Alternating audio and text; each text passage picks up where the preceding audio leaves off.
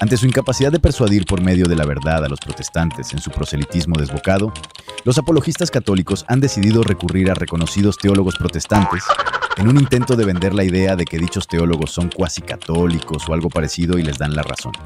En esta ocasión examinaremos los dichos del señor Hugo Delgado, quien utiliza a Alister McGrath para empujar su catolicismo como verdadero. Vayamos allá. Lutero introdujo un quiebre decisivo con toda la tradición teológica de Occidente al insistir que a través de su justificación los humanos son intrínsecamente pecadores, pero exteriormente justos.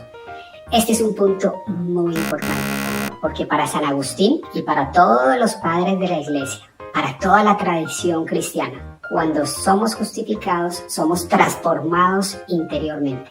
Iniciemos diciendo que si interpretamos las palabras quiebre, innovación o desarrollo de manera negativa y sin considerar completamente el pensamiento de McGrath, podríamos concluir, como sugiere el señor Delgado, que Lutero creó una doctrina de la nada un día cualquiera mientras desayunaba.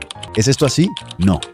En su correcto contexto y siguiendo a McGrath, podremos entender que Lutero fue un catalizador de un pensamiento que ya se debatía ampliamente en la Edad Media en las principales escuelas teológicas. Es en ese contexto en el que McGrath interpreta a Lutero, y no como un monje aislado e ignorante de su propia tradición teológica.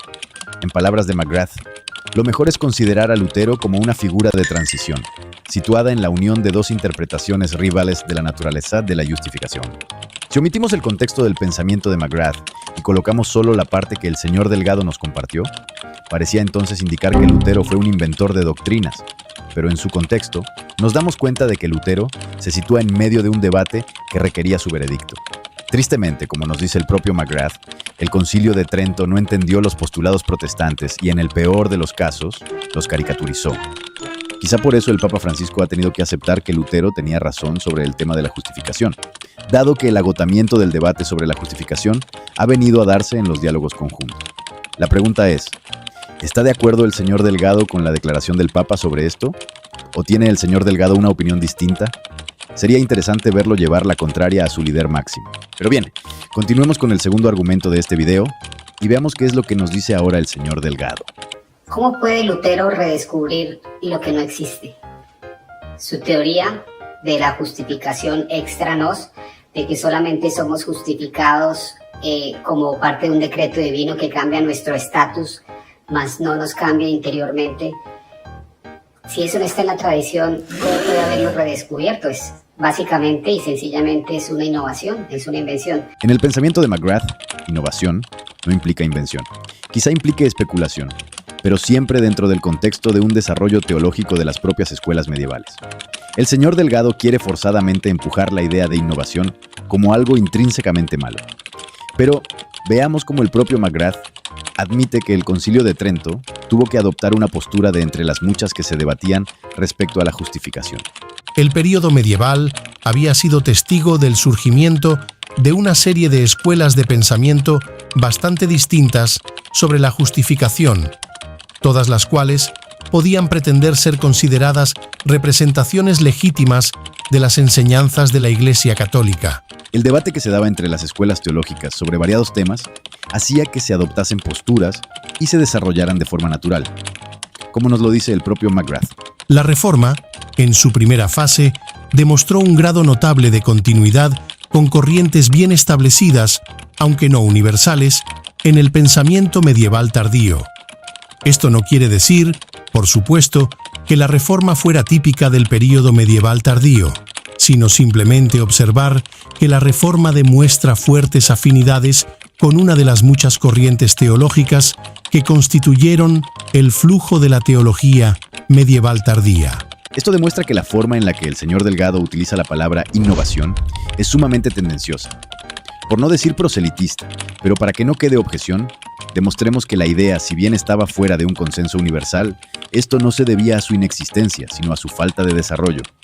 Pues nos dice el propio McGrath. Tales doctrinas de justificación se pueden aducir de prácticamente todos los períodos de la historia de la doctrina, particularmente en el período medieval tardío. Pensemos en escritores como Gregorio de Rimini y otros dentro de la escuela augustiniana moderna. Tampoco es útil ver la frase «justificación solo por la fe» como un resumen adecuado de las opiniones de la Reforma sobre esta doctrina.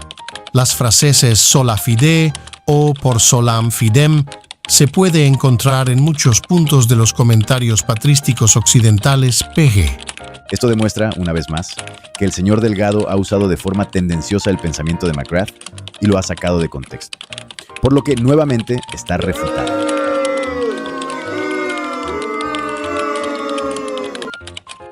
Pero vayamos a su último intento, ¿no? Quizá esta vez sea distinto. Al final de cuentas, el doctor Delgado conoce perfectamente el pensamiento de McGrath.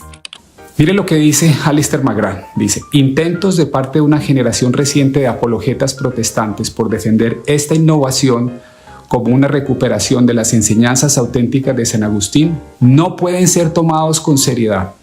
De nuevo, lo está diciendo la máxima autoridad en el tema de la doctrina de la justificación. Esto lo único que nos dice es que los teólogos estuvieron interpretando mal a Lutero, queriéndolo enmarcar en una parte del pensamiento de Agustín y de Occam, sin entender plenamente de qué forma Lutero había interpretado a Agustín.